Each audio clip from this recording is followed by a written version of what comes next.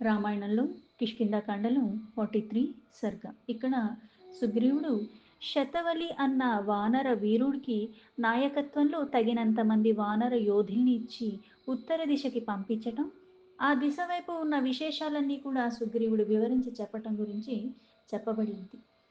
తతః సంధిష్య సుగ్రీవః స్వశూరం పశ్చిమాం దిశం వీరం శతవలిం నామ వానరం వానరర్షభః ఉవాచ రాజా ధర్మజ్ఞః సర్వవానరసత్తమం వాక్యం ఆత్మహితం చైవ రామస్య చాహితం తథా.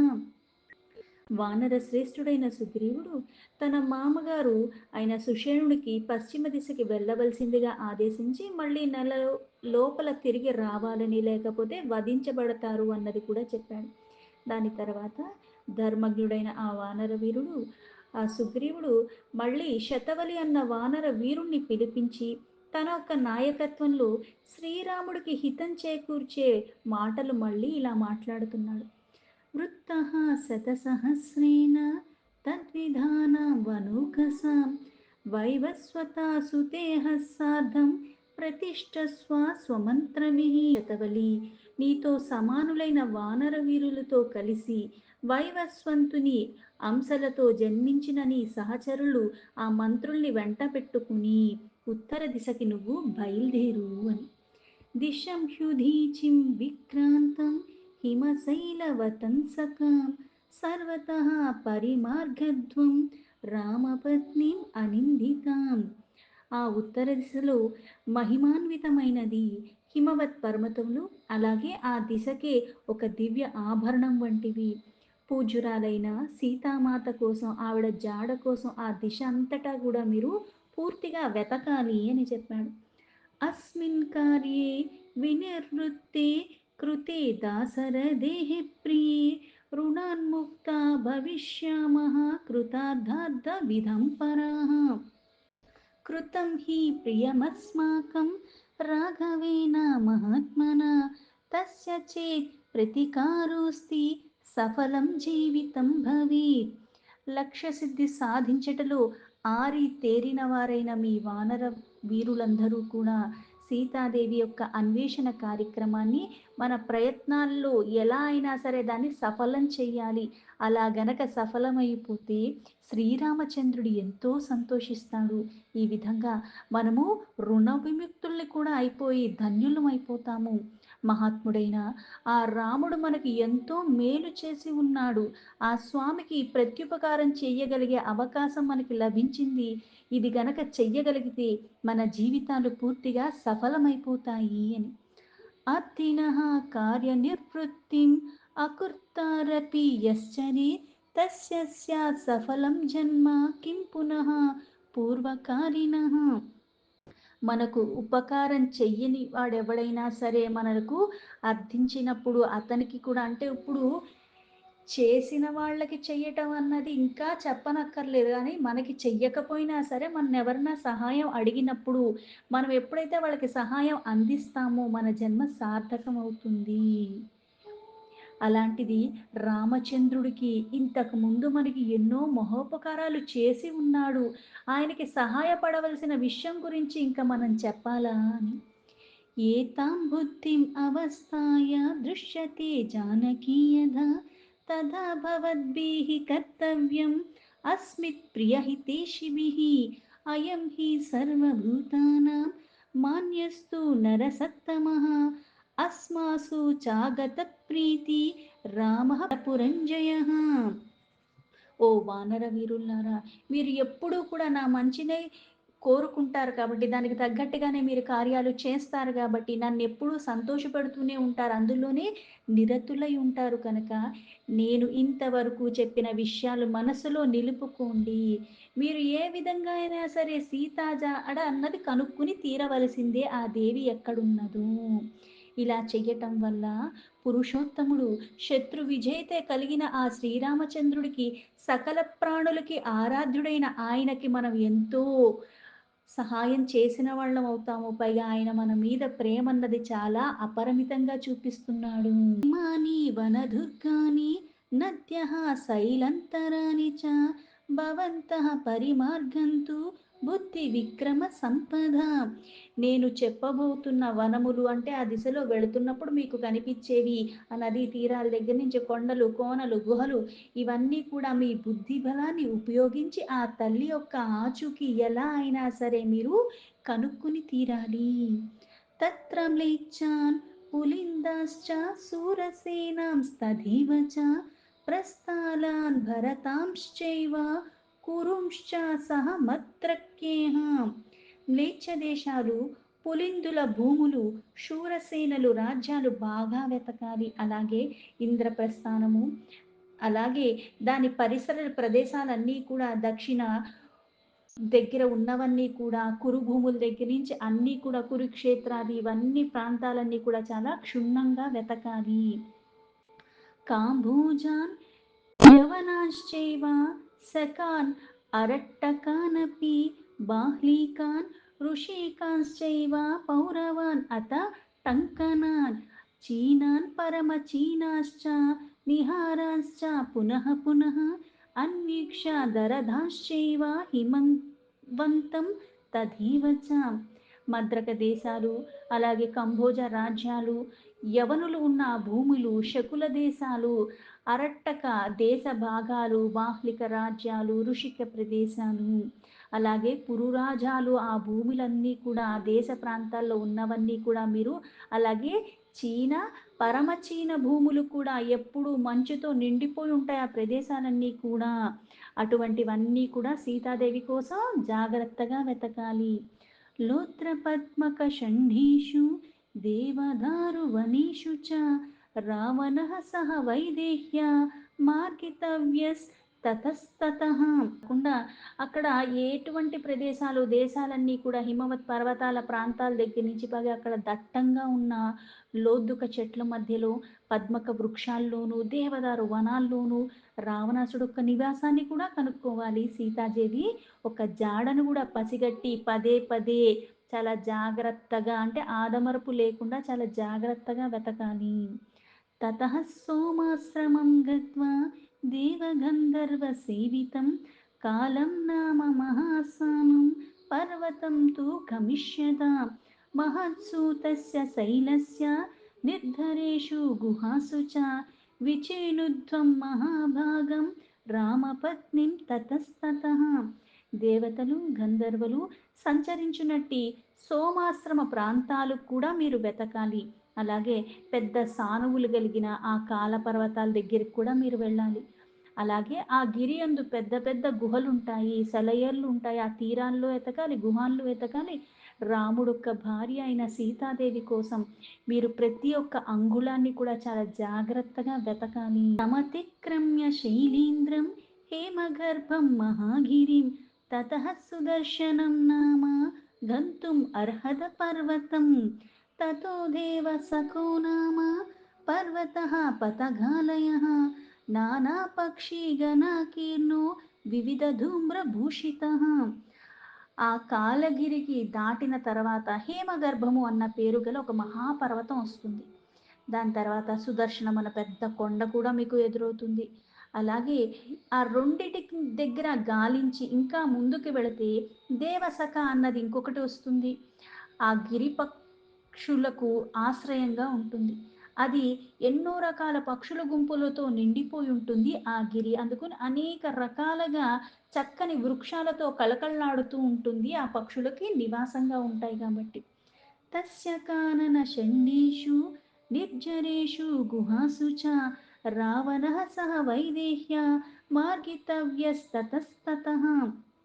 ఆ పర్వతాల్లో, వనాలలో, గుహల్లో, సెలయేర తీరాల్లో అన్నిటిలో కూడా రావణాసుక్కడ నివాస స్థానము, అలాగే సీతాదేవి యొక్క జాడ కోసము ప్రతి అంగుళం చాలా జాగ్రత్తగా వెతకాలి. తమతిక్రమ్య చాకాశం సర్వతః శతయోజనం అపర్వత నదీ వృక్షం సర్వసత్వ విభర్జితం. ఆ దేశలో అన్నీ కూడా అక్కడ చుట్టుపక్కల ఉన్నవే కాకుండా మళ్ళీ దేవసక పర్వతం దాన్ని దాటిన తర్వాత వస్తుంది. అక్కడ కూడా 100 యోజనాల మేరకు శూన్య ప్రదేశం మీకు కనపడుతుంది. అక్కడ మళ్ళీ కొండలు ఉంటాయి, నదులు ఉంటాయి, వృక్షాలతో చాలా చక్కగా ఉంటుంది. అందుకని ఇక్కడ ఎవ్వరు నివసించరు. తం తు శీఘ్రం అతిక్రమ్య కాంతారం రోమహర్షణం కైలాసం పాండురం శైలం ప్రాప్య హృష్టా భవిష్యథా తత్ర పాండురమేకాభం జాంబూనధా పరిష్కృతం కుబేరభవనం దివ్యం నిర్మితం విశ్వకర్మణ. ఆ శూన్య ప్రదేశాన్ని దాటి ఇంకా ముందుకు వెళ్ళకపోతే అక్కడ మళ్ళీ మీకు దుర్గమ అన్న ఒక అరణ్యం ఎదురవుతుంది. దాన్ని చూసిన వెంటనే మీకు అంటే ఇక్కడ ఒళ్ళు పులకరించిపోతుంది. ఎందుకంటే అక్కడ కైలాస శిఖరం కనపడినట్టుగా తెల్లని కాంతులతో విలసిల్లేది ఆ కైలాసము చూసినంత వరకే మీకు పరమ సంతోషం కలిగిపోతుంటుంది. అక్కడ కుబేరుని దివ్య భవనాలు కూడా ఉంటాయి. దాన్ని విశ్వకర్మ నిర్మించాడు. అది కూడా చాలా చక్కగా తెల్లగా మేఘాల్లాగా ఉంటుంది. విశాల నలినీయత్ర ప్రభూత కమలోత్పల హంసకారండ వాకీర్ణ హ్యాప్సరోగణ సేవిత. అక్కడ బంగారు అలంకారాలతో చక్కగా ఉంటాయి ఆ భవనాలవన్నీ కూడా. విశాలమైన సరస్సులు ఉంటాయి. అందులో కమలాలు కలువలు ఎంతో అందంగా ఉంటూ ఉంటాయి. అక్కడ హంసలు కన్నెలేడి పిట్టలు విహరిస్తూ ఉంటాయి చాలా చక్కగా. అప్సరసలు కూడా అక్కడ అక్కడ సంచరిస్తూ ఉంటారు. ఆ ప్రాంతం అంతా కూడా ఎంత వైభోగంగా ఉంటుంది. తత్ర వైశ్రవణో రాజా సర్వభూతా నమస్కృతః ధనధో రమతి శ్రీమాన్ గుహ్యక్యేహ సహ యక్షరాట్ తస్య చంద్రనికాశేషు పర్వతేషు గుహాసు చ రావణః సహ వైదేహ్య మార్గితవ్యస్తతస్తతః. యక్షులొక్క రాజైన కుబేరుడు ఆ ప్రాంతానికి అధిపతి. సర్వ శుభ లక్షణాలన్నీ కలిగిన వాడు. అతడు సమస్త ప్రాణులకు కూడా పూజ్యుడు. అందుకే ఆ ధనపతి అక్కడ యక్షులతో అక్కడ హాయిగా విహరిస్తూ ఉంటాడు. చంద్రకాంతులతో విలసిల్లేడి ఆ పర్వత శిఖరంలో గుహల్లోనూ, అలాగే రావణాసుడు యొక్క నివాసాన్ని, అలాగే సీతాదేవి యొక్క జాడ కోసం అనుక్షణం అక్కడ ఎక్కడ ఏది విడిచిపెట్టకుండా ప్రతిదీ మీరు ఎతకాలి క్షుణ్ణంగా. క్రౌంచం తు గిరిమాసాద్య బిలం తస్య సుదుర్గమం అప్రమత్రేహ ప్రవిష్టవ్యం దుష్ప్రవేశం హి తతస్మృతం. దాని తర్వాత మీరు క్రౌంచగిరికి వెళతారు. అక్కడ బిలముల్లాగా కనపట్టేటి దుర్గమైన ఒక గుహలు ఉంటాయి. కుమారస్వామి తన శక్తిని ఆ ఆయుధాన్ని ప్రయోగించినందున అది అట్లా ఏర్పడినట్లు అంటూ ఉంటారు. వసంతి మహాత్మాన తత్ర సూర్య సమఃప్రభా దైవేరప్యర్చితా సమ్యక్ దేవరూప మహర్షయ క్రౌంచస్యాతు గుహశ్చాన్యాః సానుని శిఖరాని చ నిర్ధరాశ్చ నితంబాశ్చ విచేతవ్యాస్తతస్తతః. కుమారస్వామి యొక్క శక్తి ఆయుధం ద్వారా అక్కడ ఒక రంధ్రం ఏర్పడింది అని, అందుకే అక్కడ కాలు మోపటానికి అసాధ్యమని ప్రసిద్ధి. అందుకే అక్కడ చాలా జాగ్రత్తగా మీరు ప్రవేశించాలి. అక్కడ సూర్యుని వలె తేజోమూర్తులైన మహాత్ములు మహర్షులు నివసిస్తూ ఉంటారు. ఆ దివ్య స్వరూపాల్ని దేవతలు కూడా సాదరంగా పూజించుకుంటారు. ఆ క్రౌంచ పర్వతం యొక్క ఇతర గుహలను, సానువులను, శిఖరాలు, సెలయేర్లు, మళ్ళీ ఆ గిరి మధ్య ఉన్న భాగాలు పూర్తిగా మీరు వెతకాలి అని. క్రౌంచస్య శిఖరం చాపి నిరీక్ష్య చ తతస్తతః అవృక్షం కామశైలం చ మానసం విహగానయం నాగతిస్తత్ర భూతానాం దేవదానవరక్షసాం స చ సర్వైర్విచేతవ్యః ససానుప్రస్థభూధరః. క్రౌంచ శిఖరాన్ని వెతికిన తర్వాత అవృక్షము అన్న పేరు గల కామశైలము అంటారు. అంటే ఆ పర్వతం దగ్గర మన్మధుడు సంచరిస్తూ ఉంటాడని, అందుకే దానికి ఆ పేరు ఏర్పడిందని అంటారు. పక్షులకు నెలవైన మానస పర్వతం కూడా అక్కడ ఉంటుంది. అది కూడా మీరు వెతకాలి. అక్కడ ఎలాంటి ప్రాణులు నివసింపవు. అంతేకాదు దేవతలు, దానవులు, రాక్షసులు ఇట్లాంటి వాళ్ళు కూడా అక్కడ సంచరింపరు. అక్కడ గల సానువులు, అలాగే అక్కడున్న మైదాన ప్రదేశాలు గట్టిగా అన్వేషించాలి. వీళ్ళెవరు ఉండరు కాబట్టి అక్కడ కూడా సీతాదేవిని పెట్టి ఉండొచ్చేమో. అందుకని ఏ ప్రదేశాన్ని విడిచిపెట్టకుండా మీరు జనాలు ఉన్నా లేకపోయినా ప్రతిదాన్ని వెతకాలి.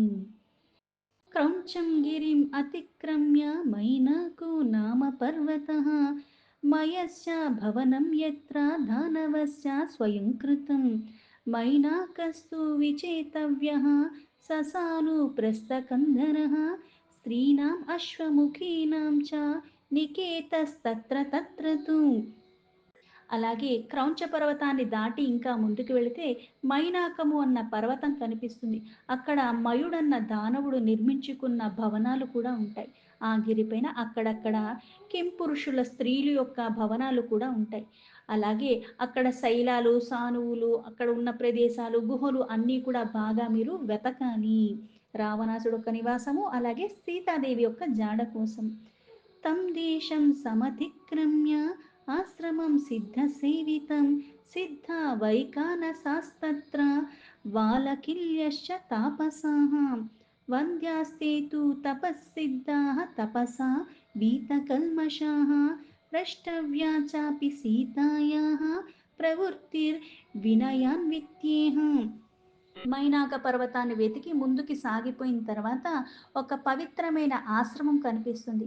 దాన్ని సిద్ధులు సేవిస్తూ ఉంటారు. అక్కడ సిద్ధులు, అలాగే వైకానసులు, వాలకిల్యులు మొదలైన మహాత్ములు తమ తపశ్చర్యలకి కొనసాగించుకున్న ప్రదేశం అది. వారందరూ కూడా తపస్సిద్ధులు, పునీతులైన వారు. అందుకే ఆ మహానుభావులకి వినయపూర్వకంగా నమస్కరించి సీతాదేవి యొక్క జాడ గురించి వాళ్ళని మీరు అర్థించండి, అడగండి. హేమ పుష్కర సంచన్నం తస్మిన్ వైకాసనం సరః తరుణాదిత్య సంకాశైః హంసేర్విచరితం శుభైః. ఆ ఆశ్రమంలో వైకానసము అన్న సరస్సు ఉంటుంది. అందులో అంటే ఇక్కడ బంగారు వన్నెలతో ఉన్నట్టుగా కమలాలతో నిండిపోయి ఉంటుంది ఆ నీరంతా కూడా. పైగా అందులో మధ్యాహ్న సూర్యుడి కాంతులతో విలసిల్లి అందమైన హంసలు విహరిస్తూ ఉంటాయి. ఔపవాహ్యః కుబేరస్య సార్వభౌమో ఇతి స్మృతః గజః పర్యేతి తం దేశం సదా సహ కరేణుభిః. యక్షులకు ప్రభువైన కుబేరుని యొక్క గజవాహనమునికి సార్వభౌమము అన్న పేరు ఉండటము, అది కూడా ఏనుగులతో కలిసి సర్వదా ఆ ప్రదేశంలో సంచరిస్తూ ఉంటుంది అంటారు. తత్సర్వః సమతిక్రమ్య నష్టచంద్ర దివాకరం అనక్షత్రగణం వ్యోమ నిష్పయోధం అనాధితం గభస్తిభిరేవార్కస్య సతు దేశః ప్రకాశతే విశ్రామ్యాద్ బిస్తపస్సిద్ధ్యేహ దేవకల్పేహ స్వయం ప్రభేహ. ఆ వైకాస సరస్సుని దాటి వెళ్ళిన తర్వాత ఒక ప్రదేశం వస్తుంది. అక్కడ సూర్యచంద్రుడి యొక్క నక్షత్రాల యొక్క దర్శనం ఉండదు. అక్కడ మేఘములు కానీ మెరుపులు కానీ కనపడవు సరికదా. వాటి గర్జనలు కూడా వినిపించవు. ఆకాశం కేవలం శూన్యంగా అనిపిస్తుంది. అయినా సూర్య కిరణాలు ప్రసరించినట్లుగా ఆ ప్రదేశం అంతా కూడా దివ్య తేజోమయంగా ఉంటుంది. దేవతలతో సమానులైన తపస్సిద్ధుల ప్రదేశంలో విశ్రమిస్తూ ఉంటారు. వారు స్వయం ప్రకాశులు. అందుకని ఈ ప్రకాశాలు లేకపోయినా వాళ్ళ ప్రకాశం చేత ఆ ప్రదేశం ప్రకాశిస్తూ ఉంటుంది. వారి జ్ఞాన తేజస్సులే అక్కడ వెలుగులకి కారణము. తం తు దేశం అతిక్రమ్య శైలోధ నామ నిమగ్న ఉభయో స్థిరయోస్తస్యాః కీచకా నామ వీణవః ते नयन्ति परं तीरं सिद्धान् प्रत्यानयन्ति च उत्तारः कुरुवस्तत्र కృతపుణ్యప్రతిశ్రయాః. ఆ ప్రదేశం దాటిన తర్వాత శైలోధము అన్న పేరు గల నది వస్తుంది. ఆ నది యొక్క రెండు తీరములు యందు కూడా కీచకములు అన్న వెదుళ్ళుంటాయి. ఆ వెదురులు వంగిపోయి ఒకటినొకటి ఒకదాని మీద ఒకటి అన్నట్టుగా వంతెనలాగా ఉన్నట్టుగా కనిపిస్తూ ఉంటాయి. అక్కడ కూడా సిద్ధులు ఆ వెదుళ్ళ వంతెన మీదగానే ఆ తీరాలకి చేరుకోవటం, అలాగే వాళ్ళ రాకపోకలన్నీ కూడా సాగిస్తూ ఉంటారు. ఆ శైలోధన తీరంలోనే ఉత్తర కురుభూములు ఉంటాయి. అవి పుణ్యాత్ములకు నిలయములు. దీంతో రామాయణంలో కిష్కింధాకాండలో 43rd సర్గలో 41 శ్లోకాలు సంపూర్ణం.